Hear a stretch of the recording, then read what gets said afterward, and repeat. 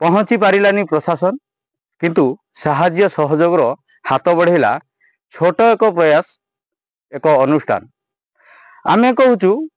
से कथा जे कि आज को प्राय एक मास तल हम आम रिपोर्टर स्टूडियो तरफ खबर प्रसारण होता आ खबर प्रसारण होला परे प्रशासन कौन सी प्रकार तत्पर हो पारा ना किंतु खबर प्रसारण होला परे छोट एक प्रयास भाई माने मिसी अरक्षित मौसा एक घर तैयारी करछंती। मु किसी कैमरा पर्सन को अनुरोध करी से घर को देखेबे ये हूँ से ही घर जो घरे आज को प्राय 20 वर्ष हम भारी दुख दुर्दशा अरक्षित मौसा दिन काटुले जो आम रिपोर्टर स्टूडियो तरफ खबर प्रसारण है तो ये हूँ से ही घर मुझे कैमरा पर्सन को अनुरोध करी ये हूँ से ही घर मौसा बसी ये हूँ से ही घर जो घर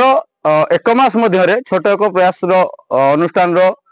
भाई मैंने आसिक घर तैयारी कर आज ब्राह्मण को डाकी मंत्रपाठ करी घर प्रतिष्ठा होती मौसा भी बहुत खुशी अर्कित प्रधान घर कारण माटी साइड 20 वर्ष लाइक खुकुरी घर हेरार पाल देखने थी आ घर खंडे भाई मान आईनी खुशी करदे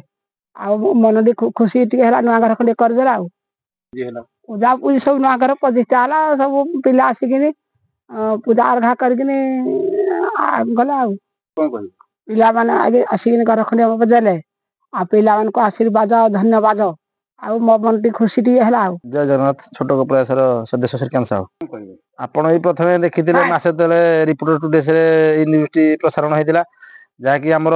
रिपोर्टर भाई आम खबर देते गौतम भाई कि कारंदार जड़े असहाय अच्छा आम देखी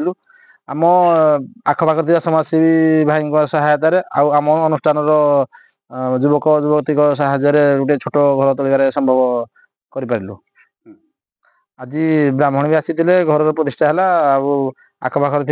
समाजसेवा समाजसेवी भाई मान सहजरे घर घर प्रतिष्ठा है इनोग्रेशन है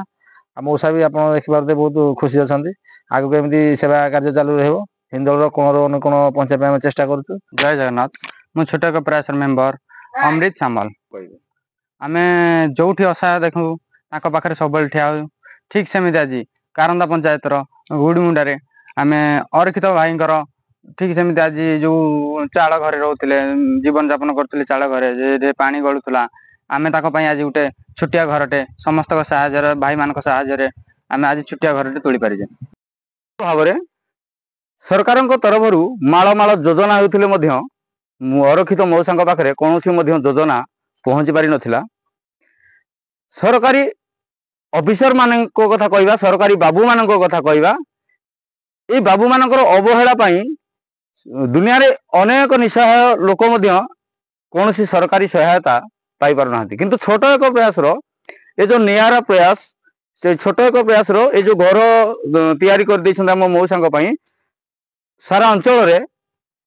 चर्चार विषय पलटि हिंदोल गौतम मुदली रिपोर्टर स्टूडियो।